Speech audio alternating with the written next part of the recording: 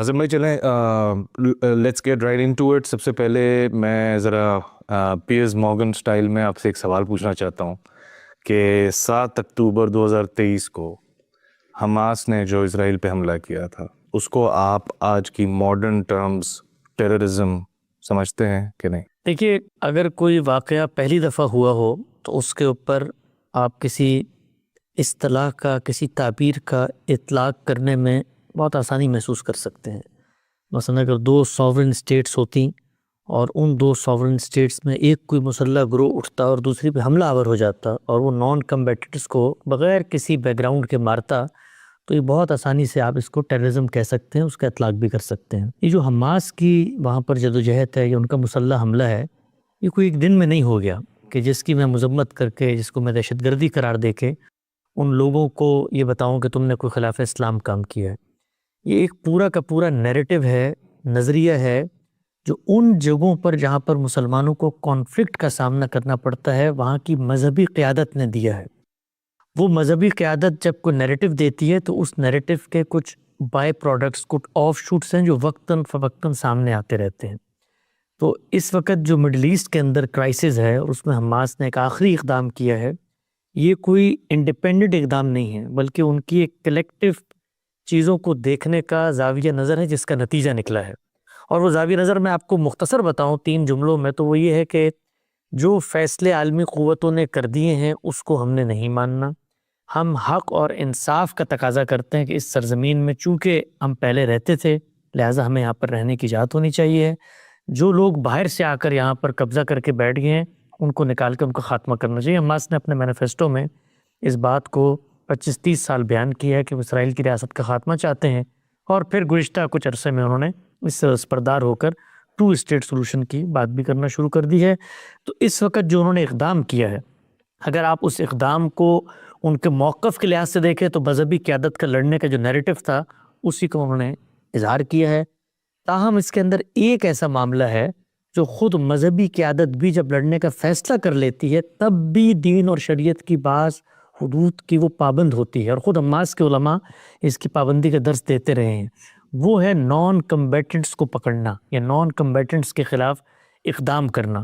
تو ایک جو چیز اس وقت ہوئی وہ یہ کہ حماس نے نہتے شہریوں کو یرغمال بنایا. نہتے شہری جب میں کہتا ہوں تو ہمارا جو جہادی مائنڈ سیٹ ہے اس کے لیے ایک پورا نیریٹو لے کے آتا ہے. وہ نہتے کیسے ہیں؟ بھائی حکومتوں کو ٹیکس دے رہے ہیں اور اس سے حکومتیں یہ کر رہی ہیں وہ کر رہی ہیں. یہ تعبیرات فقہ کی روشنی میں چل نہیں سکتی. اگر کسی نے اسلحہ نہیں اٹھایا تو وہ پہ ڈائریکٹ کمبیٹنٹ نہیں رہتا. تو یہ خلاف ورزی اگر آپ اقدام میں جز کے لحاظ سے پوچھیں وہ تو ہوئی ہے.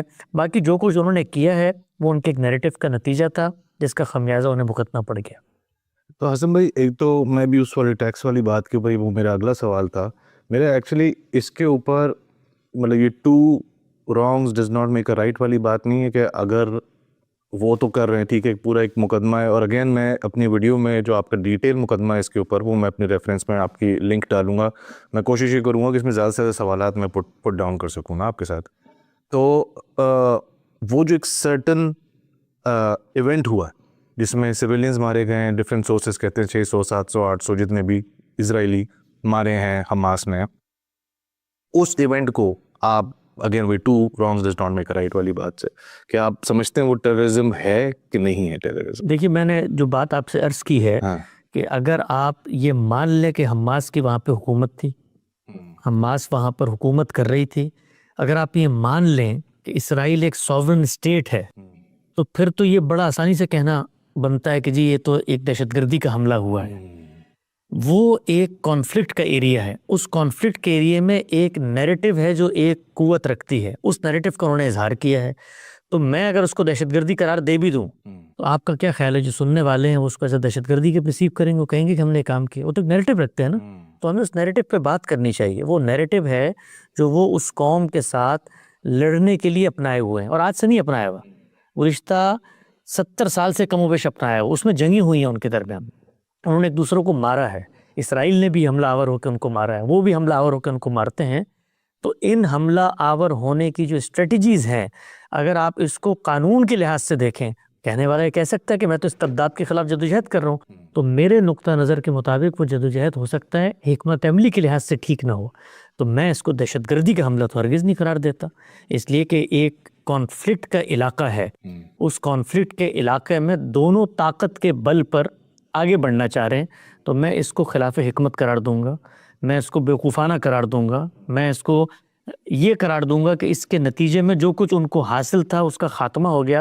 لیکن اگر آپ خالص قانون کی نظر سے دیکھیں تو کہنے والا یہ کہہ سکتا ہے کہ جی میں تو ایک استبداد کے خلاف لڑ رہا ہوں، اور اس استبداد کو آپ نے مان لیا نا جبر کی بنیاد پہ، میں نہیں مانتا۔ تو اس کو اس بحث میں لے جانے کے بجائے جو اصل چیز ہے وہ یہ کرنے کی ہے کہ بھائی جو ریئلٹیز ہیں ان ریئلٹیز کا خاتمہ اگر آپ مسلح جدوجہد سے کر سکتے ہیں تو کر دیں۔ یعنی اگر حماس کے حملے کے نتیجے میں اسرائیل پہ قابض ہو جاتے اور ان کی اپنی حکومت کا وہ اعلان کر دیتے جیسے باغیوں نے شام میں کیا ہے، تو ہم سب اس کو مان لیتے، اس لیے کہ ان کے نظر میں وہ استبداد تھا، نہیں کر سکے نا۔ اس کے نتیجے میں ان کو خود نقصان ہوا، جو کچھ حاصل تھا وہ ان کے ہاتھ سے چلا گیا۔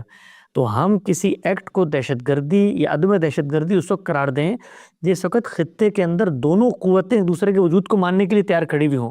یہ تو مخاصمت کا علاقہ ہے جہاں پر وہ اس کی حکومت کو تسلیم ہی نہیں کرتے۔ دیکھیے یہی بات غامدی صاحب نے ایک دوسرے زاویے سے بیان کرنے کی کوشش کی جب سیدنا علی اور سیدنا امیر معاویہ کا کانفلکٹ ہوا۔ بھائی ایک فریق دوسرے کی حکومت کے انعقاد مانتا ہی نہیں ہے تو آپ اس کو باغی کیسے کہہ سکتے ہیں؟ باغی تو آدمی تب بنتا ہے نا کہ جب وہ اس کو مانے اور میں بغاوت کر دوں۔ تو اسرائیل کا وجود کیا فلسطینیوں نے تسلیم کر لیا تھا؟ کیا وہ یہ سمجھتے ہیں کہ یہ حکومت کرنے کا ان کو، وہ تو سمجھتے نہیں ہیں۔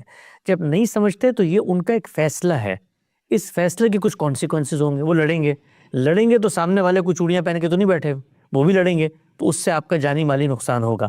تو میں اس کو اس وقت دہشت گردی قرار دوں جس وقت فلسطین کی قیادت اسرائیل کو ایک ملک تسلیم کر لے اور اسرائیل فلسطین کو ایک آزاد ملک تسلیم کر لے، اور جو چیزیں اقوام متحدہ نے طے کی تھیں دونوں اس کے پابند ہو جائیں۔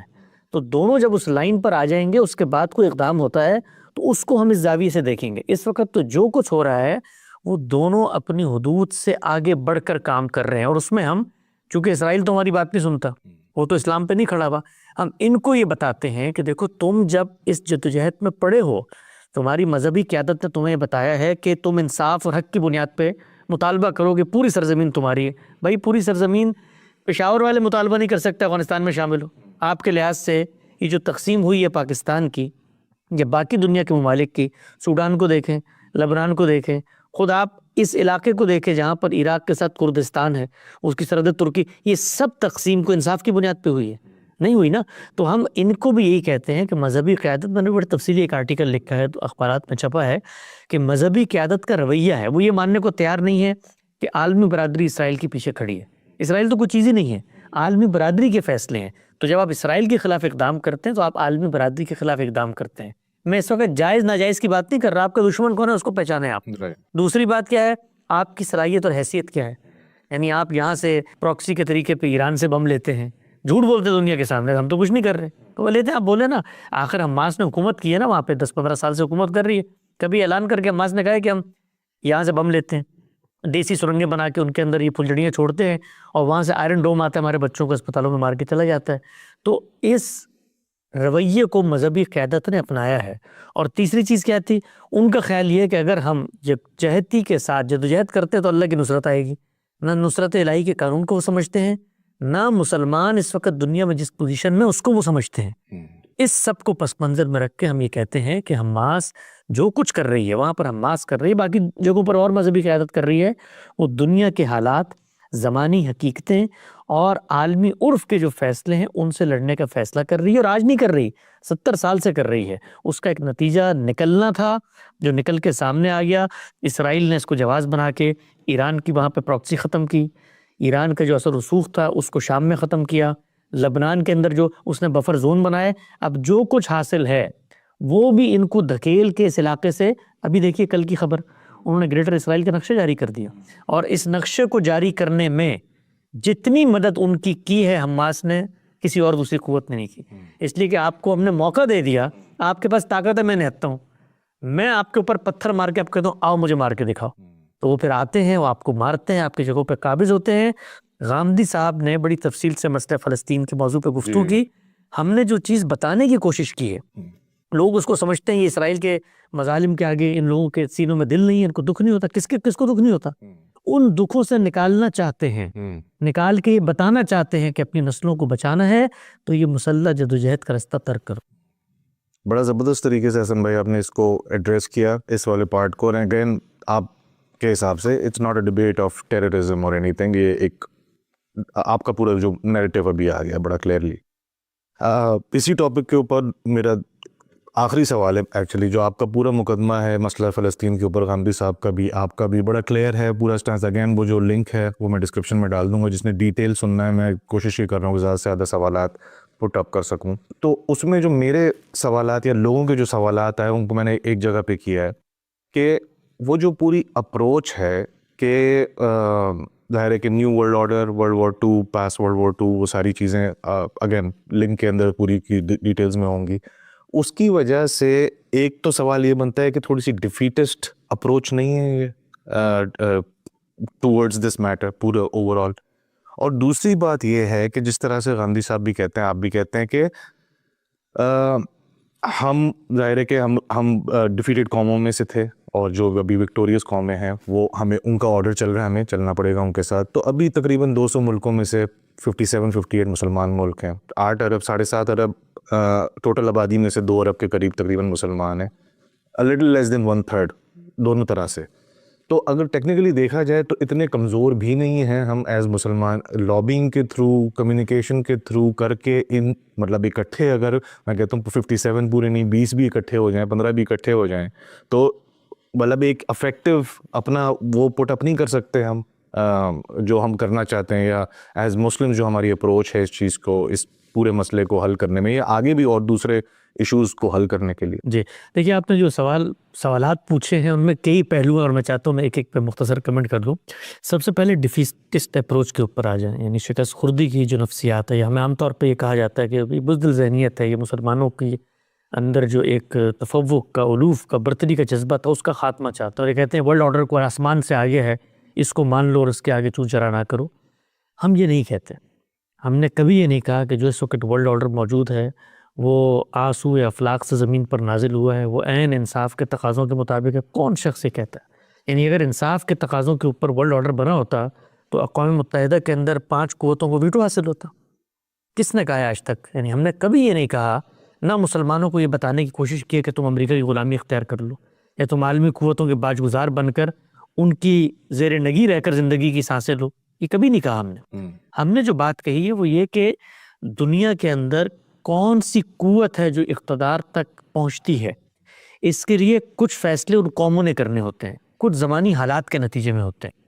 ہم لوگوں نے 1000 سال حکومت کی ہے، دنیا پہ حکومت کی، ہم عالمی سپر پاور تھے، ہمارا توتی بولتا تھا، ہر جگہ پر ہم لوگ تھے جو فیصلہ کرنے کی پوزیشن میں تھے. ہندوستان ہماری سرزمین نہیں تھی، ہم نے یہاں پر آ کے حکومت کی. یہ ترکی ہماری سرزمین نہیں تھی، ہم نے وہاں جا کے حکومت کی. یہ پورا مشرق وسطیٰ، ماوراء النہر، افریقہ تک، اور وہاں پر اسپین تک کیسے حکومت کی؟ اس لیے کہ ہمارے پاس طاقت تھی. جب طاقت آتی ہے تو آپ حکومت کرتے ہیں، جب آپ حکومت کرتے ہیں تو آپ فیصلے کرتے ہیں. اس وقت جو ورلڈ آرڈر بنا ہے یہ کچھ ایونٹس اور انسیڈنٹس کے نتیجے میں بنا ہے. ان میں سب سے بڑا ایونٹ کیا ہے؟ دوسری جنگ عظیم. اس کے اندر امریکہ بہادر نے ایک فیصلہ کن کردار ادا کیا ہے. اس کردار کے بعد اس کو دولت بھی حاصل ہوئی ہے، اس کو طاقت بھی حاصل ہوئی ہے. اس نے باقی قوتوں کے ساتھ مل کے اس ورلڈ آرڈر کو تشکیل دیا ہے. یہ جو 57 ممالک ہم کہتے ہیں، ہم 57 وہی ان 57 ممالک کی لکیریں انہوں نے کھینچی ہیں. جب لکیریں کوئی کھینچتا ہے تو آپ کا خیال یہ کہ لکیر کھینچ کے آپ کو اس نے کہہ دیا یہ تمہارا ملک کے ہاتھ سے، اس کے بعد وہ غیر متعلق ہو جائے گا دنیا میں. انہوں نے آپ کو نیم خود مختاری دی ہے وہاں پہ. صحیح. نیم خود مختاری کا مطلب یہ ہوتا ہے کہ آپ کبھی بھی ہم پر حملہ آور نہیں ہوں گے. ہمارے وسائل اور ہماری جن لوگوں کو تائید اور آشیرواد حاصل ہوگی ان کے خلاف حملہ آور نہیں ہوں گے. یہ جو ہوا ہے اس دور کے اندر، ہم دنیا کو یہ بتاتے ہیں کہ تاریخ انسانی میں کبھی یہ نہیں ہوا جو ہمارے ساتھ ہو گیا. خدا کا شکر ادا کرو. آپ نے کبھی ہسٹری اگر آپ پڑھی ہو، آپ نے کبھی فتح حاصل کرنے کے بعد، بھئی دوسری جنگ عظیم سے پہلے پہلی جنگ عظیم میں ہماری آخری سلطنت کا خاتمہ ہو گیا. 3 سلطنتیں تھیں، مغلیہ سلطنت، صفوی سلطنت اور تیسری عثمانی سلطنت. 17ویں صدی میں زوال شروع ہوا اور آ کر 1920 تک خاتمہ ہو گیا سب کا. دنیا میں آج تک، یہ دنیا کی معلوم تاریخ ہے، جب کبھی آپ شکست خوردہ ہوتے ہیں، آپ ہارتے ہیں، تو فاتحین آپ کی قسمت کا فیصلہ کرتے ہیں، اور اس میں کیا ہوتا ہے، یا آپ غلام بنتے تھے، باج گزار بنتے تھے، یعنی یہ کہ آپ کا ملک ہوگا، کو تصور کر سکتا ہے؟ یعنی فاتحین فتح کرنے کے بعد کہیں یہ آج کے بعد تمہارا ملک کہیں وزیر اعظم بن کے پارلیمنٹ بنا کر اور اپنی اکانومی کو بہتر کر کے اپنے شہریوں کا لائف سٹائل اوپر کر، کبھی ہوا دنیا کی تاریخ میں؟ کبھی نہیں ہوا۔ تو یہ وہ قوتیں، اور ہم بھی یہی کرتے تھے، وہ بھی یہی کرتے تھے، کوئی تاریخ ماضی کسی کا مختلف، ان قوتوں کے اندر کچھ عقل شعور لڑ بھڑ کے اس نتیجے پہ پہنچے، کروڑوں جانیں گنوائیں انہوں نے دوسری جنگ عظیم میں، ان کو کچھ عقل آئی کہ یار اگر یہی کچھ کر کے دنیا میں جینا ہے تو اس سے ہمیں وہ مفادات حاصل نہیں ہوں گے، لیکن ہیں ہم طاقتور، تو ہم دنیا کو ان کی حدود میں جینے کی آزادی دیتے ہیں۔ تو اس وقت جو دنیا میں 57 ممالک ہیں نا، جن کے بارے میں آپ کہتے ہیں کہ یکجا ہو جائیں، یہ یکجا تو ہوں، ذرا اگلے دن پتہ چل جائے گا ان کو یکجا ہوں، یعنی آپ کے خیال میں یہ یکجا ہوں گے، یکجا ہو کے سیاسی قوت بنیں گے نا، تو وہ جو سیاسی قوتیں موجود ہیں وہ اپنے خاتمے کا اعلان کر دیں گے۔ وہ سیاسی قوتیں تو مذہب کی بنیاد پر سوچتی نہیں، وہ تو روس کو نہیں آگے آنے دیتی، وہ کوئی مسلمان ہے نہیں، اس کی برتری، اس کا نیکسس وہاں پر قائم نہ ہو۔ اس دوسری جنگ عظیم کے بعد یہ قوتیں 60 سال سر جنگ کرتی رہیں، اور ہم ان کے اعلی کار بن کے افغانستان میں لڑتے رہے۔ تو بتانا صرف ایک چیز مقصود ہے کہ جو کہا جاتا ہے نا ڈیفیٹسٹ اپروچ، بھائی آپ کے گھر میں چور گھسائیں، وہ آپ کو کہتے ہیں کہ جو نقدی ہے نکالو تو تمہاری زندگی کی ضمانت ہے، تو میں اگر یہ سوچوں کہ یار میں اس کو یہ نقدی ابھی دے دوں اور اس سے جان چھڑاؤں، تو یہ نقدی تو میں دوبارہ کما سکتا ہوں نا اگر میری زندگی بچی رہے گی۔ تو کوئی شخص کہے گا کتنا شکست خوردہ، کتنا بزدل ہے، لڑے نا اس کے ساتھ، تو اس کے پاس تو اسلحہ ہے، اس کے پاس تو بندوق ہے، تو میں کیا کروں گا اس کے بعد، میرے پاس کیا بچے گا؟ تو یہ پہلے نقطے کا آپ کو جواب ہے، صرف اس پہ آپ کو بات کرنا چاہتے ہیں۔ اس کے اوپر میں ایک چیز ایڈ کرنا چاہتا ہوں، چوری تو چلے، پھر ایک ایسی چیز ہے مال ہو گیا۔ ابھی جو سچویشن ہے کہ جو، اور میں صرف فلسطین کو نہیں سمجھتا، میں سمجھتا ہوں اس سے پہلے بھی افغانستان میں بھی چل رہا تھا، دوسری جنگوں میں بھی ہوش فلسطین میں آئی ہے لوگوں کو، لیکن ایکچولی جانے جا رہی ہیں نا لوگوں کی، بچے مر رہے ہیں، عورتیں مر رہی ہیں، لوگ مر رہے ہیں۔ تو سچویشن یہ وہ ہے، اور اس کی میں بڑی ایک سافٹ مثال ایک یہ ہے کہ بھئی مجھے پتہ ہے سال کے اینڈ پہ ایگزام ہے میرا، ٹھیک ہے، میں ایگزامینیشن ہال میں جا کے کھڑا ہوتا ہوں، پورا سال میں نے کوئی پڑھائی نہیں کی، اور اعلان کرتا ہوں یا میں نے فیصلہ کیا میں اگلے سال پڑھائی کر کے آؤں گا۔ یہ بہت ہی سافٹ مثال ہے، ایکسٹریم مثال یہ ہے جو ریالٹی ہے، مثال نہیں ہے، وہ ریالٹی ہے کہ لوگوں کی جانیں جا رہی ہیں اس وقت۔ تو اس وقت ہمارے پاس یہ ٹائم نہیں ہے کہ یار اب ہم ری بلڈنگ کا پروسیس سٹارٹ کریں گے، صحیح ہے نا؟ تو میرا سوال یہ ہے بیسیکلی کہ پھر اب 100 سال میں کچھ کیا نہیں پچھلے، ٹھیک ہے، ایک فری فال میں جا رہے ہیں سارے کے سارے مسلمان، اب جب ایکچولی مومنٹ آف ٹروتھ آیا ہوا ہے تو اب ری بلڈنگ کی بات کرنا، اس وجہ سے شاید وہ جو ڈیفیٹسٹ والا امپریشن ہے وہ آ رہا ہے۔ جی دیکھیں، میں اس پہ اسی طرف میں آ رہا تھا کہ جس وقت آپ دنیا کو یہ باور کراتے ہیں نا کہ آپ اپنے آپ کو پہچانیں، آپ اس دنیا کے سٹیج پہ کہاں کھڑے، جب یہ عمل نہ ہو تو پھر آگے کی جو بات آپ نے کی ہے وہ لائے عمل کبھی بھی سین انداز میں مرتب ہی نہیں کر سکتے۔ آپ پھر آئیڈیاز کی دنیا میں جیتے ہیں۔ مثال دیتا ہوں میں آپ کو، آج مسلمان اس چیز کو تسلیم کر لیں کہ دوسری جنگ عظیم کے فاتحین نے دنیا کے اندر لکیریں کھینچ کر یہ ملکوں کو نیم خود مختاری دی، ایک نقطہ تسلیم کرنے کا ہے، اور یہ ہر جگہ تسلیم کرنا ہے انہوں نے۔ مثلا آج طالبان ڈیورنڈ لائن کو نہیں مانتے، تو اس کی وجہ سے مسلمان کو آ کے حملہ آور ہو رہا ہے۔ وہاں پر آپ دیکھیے، ہمیں تو نظر نہیں آتے مظالم، صرف وہ نظر آتے جو ہمارے ساتھ، جو ہم کر رہے ہوتے ہیں کبھی نظر نہیں آتے۔ کردوں کے ساتھ پچھلے 30 35 40 سالوں میں جو کچھ ہم نے کیا ہے، آپ کو لگتا ہے وہاں کم لوگ مارے گئے؟ سوڈان کے اندر جو کچھ، تو دنیا کے اندر اگر آپ اس اپروچ کو تسلیم نہیں کرتے کہ بھئی یہ انصاف کے اصول پہ معاملات نہیں ہوئے، ہم نے پریکٹیکل ریئلٹیز کو دیکھنا ہے، تو آگے کا لاہ عمل نہیں بن سکتا۔ اب مل گئی ہمیں 57 ممالک میں نا نیم خود مختاری، تو بھائی ایک خطہ ارض تھا، اس خطہ ارض میں کچھ فیصلے عالمی فاتحین نے کیے، اور پھر اقوام متحدہ نے وہاں پر کچھ فیصلے آپ کے حق میں کیے ہیں، یعنی یروشلم کو ایک انٹرنیشنل سٹی کا درجہ حاصل ہوگا، یہ آپ کی ٹیریٹری ہے، یہ اس کی ٹیریٹری ہے۔ آپ نے کہا نہیں، ہم نے تو چونکہ ہمارا اس ملت سے بڑا گہرا رشتہ ہے، یہ زمینیں ہماری ہیں، ہم تو واپس لیں گے، اور شروع میں وہ زمینیں ہم نے بیچ کے ان کو یہودیوں کو آباد ہونے کی یاد بھی دی، تو صورتحال بنتی چلی گئی۔ اس کے بعد آپ پچھلے 60 سال سے لڑ کے مر کے خطہ وہ حاصل کرنا چاہ رہے ہیں، اور ہاتھ سے آپ کے ریت سے رکھتے ہوئے آپ کی اپنی زمین جا رہی ہے۔ تو اس میں مذہبی قیادت کو یہ سوچنا چاہیے ہے کہ جو آپ نے آئیڈیلسٹ اپروچ دی ہے، ہم ڈیفیٹسٹ اپروچ نہیں کہہ رہے، ہم پریکٹیکل اپروچ کی بات کر رہے ہیں، اور آپ جو ہیں وہ آئیڈیلسٹ اپروچ پہ کھڑے ہوئے ہیں کہ جی ہم انصاف کے اصول پہ تقاضا کر رہے ہیں. بھائی انصاف کے اصول پہ دنیا میں کون سا کام ہوا آج تک, آپ مجھے بتائیے. یعنی انصاف کے اصول پر برطانیہ نے ہمیں آزادی دی تھی, وہ آئے کیوں تھے یہاں پر ہمارے اوپر؟ انصاف دنیا میں نہیں ہوتا, دنیا میں ظلم کا راج دورہ ہوتا ہے, اس میں ہم نے اپنے لیے امکانات نکالنے ہوتے ہیں. یہی بات ہم کشمیر میں کہتے تھے, حامد صاحب نے بتایا. تو جو کچھ ان کو حاصل تھا کشمیر میں, اس آرٹیکل کے تحت جو دستور ہے ان کو, وہ بھی ہاتھ سے چلا گیا. جو کچھ ان کو حاصل تھا وہ ہاتھ سے چلا گیا. اگر یہ اس جگہ پر جو ان کو مل چکی تھی وہاں پر ایک اچھی حکومت قائم کرنے میں کامیاب ہو جاتے, اپنی تعمیر و ترقی پر توجہ مرکوز کرتے, اور مسلمان ممالک نے کیا ہے, ترکی نے کیا ہے, ملیشیا نے کیا ہے. آپ کو پتہ ہے کہ ملیشیا کا جو پاسپورٹ ہے وہ آپ عالمی پاسپورٹ کی رینکنگ میں دیکھیں تو 4-5 نمبر پہ آتا ہے, دنیا کا مضبوط ترین پاسپورٹ ہے. ہم خود 10 سال ملیشیا میں رہے ہیں, آپ کبھی وہاں جائیں آپ کا سر فخر سے بلند ہو جائے گا کہ مسلمان حکومتوں اور مسلمان ممالک میں بھی اتنی غیر معمولی ترقی ہو سکتی ہے. یہاں کے لوگ بھی اس کا خواب دیکھتے ہیں وہاں جا کے, اتنی ترقی کی ان ممالک نے. تو ان کو عالمی قوتوں نے روک دیا, تو اپنی تعمیر پہ ہم نے توجہ نہیں دی. اور جو کچھ حاصل کرنا چاہا, ہمارا خیال یہ تھا کہ ہم اسرائیل پر اس طرح سے پٹاخے اور یہاں سے دیسی ساختہ بم اور میزائل مار کے کوئی فتح حاصل کر. بھائی پیچھے امریکہ کھڑا ہوا ہے, وہ امریکہ کھڑا ہوا ہے جس نے دوسری جنگ عظیم میں 3 لاکھ جہاز بنا کر عالمی فاتح کا رینک حاصل کیا ہے. وہ لڑ کے جیتا ہے جنگ, ٹریلینز آف ڈالر اس نے اپنی اکانومی کے اس وقت دیے. وہ اکانومی ایک دن میں بن گئی, تو اس کے پیچھے 200 سال کا انڈسٹریل ریولوشن ہے. اس کے پیچھے پوری کی پوری جان لاک کا فلسفہ اور حکمت ہے, جس نے یہاں پر لوگوں کو حکومت کرنے کا حرص ہنر سکھایا. تو قوم بنی, قوم کو سرمایہ حاصل ہوا, سرمایہ سے ٹیکنالوجی پیدا ہوئی, ٹیکنالوجی فیصلہ کن ہوئی, وہ دنیا پہ حکومت کر رہی ہے. آپ کے پاس کیا ہے؟ آپ کے پاس صرف اور صرف وعیدیں ہیں, بددعائیں ہیں, نوحے ہیں, اور کیا ہے, لڑنے کے لیے ادھر ادھر کی پراکسیز کا سہارا ہے.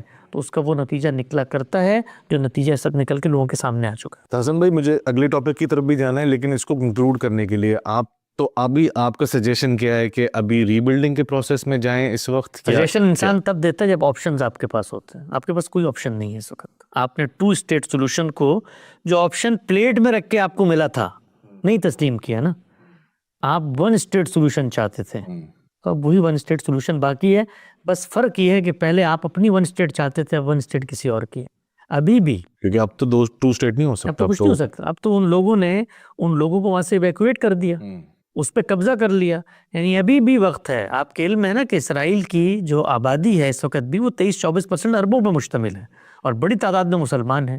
تو اس وقت آپ نے حل پوچھا ہے, لوگ گالیاں دیں گے, لوگ برا بھلا کہیں گے, لیکن اگر اپنے بچوں کی زندگیاں بچانی ہیں, وہاں کی مذہبی قیادت اس چیز کو ماننے پر آمادہ ہو جائے, جو کچھ ان کو حاصل تھا وہ پھر سے حاصل ہو سکتا ہے. آپ اگر غور کریں, سوچیں, مسلمان اس پہ غور کر کے سوچیں کہ نام تو اسرائیل کوئی شیطان کا نام تو نہیں ہے نا بھائی, ایک مملکت کا نام ہے نا, اس میں غیر مذہبی لوگ رہتے ہیں. آپ اگر اس جدید ریاست کا حصہ بن جاتے ہیں جو اس وقت ٹیکنالوجی کی دوڑ میں دنیا میں سب سے آگے ہے, جس میں سرمایہ سب سے زیادہ ہے, جو اسٹارٹ اپ اکانومی کہلاتی ہے, جس کا پاسپورٹ مضبوط ترین پاسپورٹ ہے, آخر وہی عرب ہے نا جو 23% اس کا حصہ بنے. آپ نے نہیں مانا نا 2 اسٹیٹ سولوشن. میں تو یہ نہیں کہہ رہا کہ آپ جا کر اسرائیل کے شہری بن جائیں, اس وقت آپ نے یہ فیصلہ کیا کہ آپ نہیں بنیں گے. اب آپ کے پاس آپشن کیا ہے؟ 2 ہی آپشن ہیں, یا بفر زونز کے اندر جا کر قسم پرسی کی وہ زندگی گزاریں جو افغانستان کے مہاجرین نے 40 سال تک پاکستان میں گزاری نا, آخر وہاں پر نسلیں اپنی برباد کریں. ایک سولوشن یہ ہے. یا ابھی بھی ہوش کے ناخن لیں, مسلح جدوجہد کو ترک کریں, مذاکرات کی میز پر آئیں, یرغمالی رہا کریں, اور ان سے یہ بات کریں کہ ہم ان چیزوں پر اب بات نہیں کریں گے جو ہمارے نظریات تھے, کہ ہم آپ کا خاتمہ چاہتے ہیں, ہمیں خدا نے یہ سلطنت دے دی ہے. اور بھائی یہ جو مقدمات ہوتے ہیں یہ انصاف والے, آپ صلاح الدین ایوبی کے دور سے وہ کہہ رہے ہیں ہم 2500 سال سے یہاں پہ آباد تھے. بھائی ان پہ فیصلہ ہوا دنیا میں کبھی؟ ان پہ تو دنیا میرے مکان پہ کو قبضہ کر لے تو عدالتیں فیصلہ نہیں کرتی. وہ کہتے ہیں 10 سال گزر گئے تو قبضہ لیجیٹیمیٹ ہو گیا, بھائی تمہیں کوئی اور پیرلل زمین دیتے. تو دنیا میں یہ معاملات نہیں ہوتے. تو میں نے ابھی جو آرٹیکل لکھا ہے اس میں یہ بتایا ہے کہ 2 اسٹیٹ کا سولوشن بھی ایک خواب بنتا جا رہا ہے, اور اب ایک ہی حل بظاہر نظر آتا ہے کہ اسرائیل سے درخواست کی جائے کہ آپ ہمیں اس مملکت میں جمہوری اقدار کے تحت برابر کا شہری تسلیم کریں, اور پھر اس کے بعد مسلمانوں کی ایک بڑی جمعیت ہوگی. آپ کو لگتا ہے 40% آبادی اگر مسلمانوں کی, کہ اس وقت بھی جو اسرائیل کے اندر مسلمان ہیں وہ حکومت سازی تک میں سر انداز ہوتے ہیں, وہ بڑے بڑے وہاں پر مناصب پہ بیٹھے ہوئے ہیں. تو وہ اپورچونٹی آج بھی آپ کے پاس ہے, اس کو جس وقت آپ اویل کرنا چاہیں. سوال صرف یہ ہے کہ اپرچونٹی تو آپ کے لیے اگلے دینے پہ آمادہ بھی ہیں کہ نہیں ہے. اس وقت تو وہ گریٹر اسرائیل کا تصور لے کر آئے ہوئے ہیں جس کے مقابلے میں آپ کے پاس کہنے کو کچھ نہیں, آپ کی قیادت ہی نہیں ہے. کیا کہیں گے آپ؟ تو کنکلوسیولی آپ کا کہنے کا مقصد ہے کہ بیسٹ کیس سینیریو یہ ہے کہ ان کے ساتھ ضم ہو جائیں, ان کے ساتھ بیسٹ مل جائیں. دنیا میں کبھی کچھ نہیں مطلب ہوتا, اس وقت ہمیشہ situation میں. پریکٹیکل سینیریو ہوتا ہے, سروائیول کا سینیریو ہوتا ہے. سروائیول میں سروائیول کا جو سینیریو ہے وہ میرے نزدیک وہ یہ ہے کہ ان کے ساتھ ضم ہو جائیں. لیکن چلے یہ تو ہو گیا فلسطین اس کا ایشو, باقی مسلمان کیا کریں کہ وہی ری بلڈنگ کے پروسیس میں جائیں اور نیکسٹ ٹائم ایسا نہ ہو. نہیں, باقی مسلمانوں کی جو مذہبی قیادت ہے, اور وہ مذہبی قیادت آپ کو بچوں کا خون بڑا دکھ دیتا ہے نا, وہ مذہبی قیادت اسلام آباد کے کنونشن سینٹر میں کھڑے ہو کے کیا کہہ رہی تھی جب یہ 7 اکتوبر کا حملہ ہوا اس کے بعد, کہ ہم جنگ بندی کی مخالفت کرتے ہیں, جنگ بندی نہیں ہونی چاہیے. کیوں؟ ہمیں تو جہاد کا موقع ملا اسرائیل کے خاتمے کے لیے. ذرا جا کے اس مذہبی قیادت سے پوچھیں نا آپ کہ بھائی یہ جو جنگ بندی جس کا تم خاتمے کی بات کر رہے تھے, اس نے لاکھوں لوگوں کی جان کو تلف کر دیا.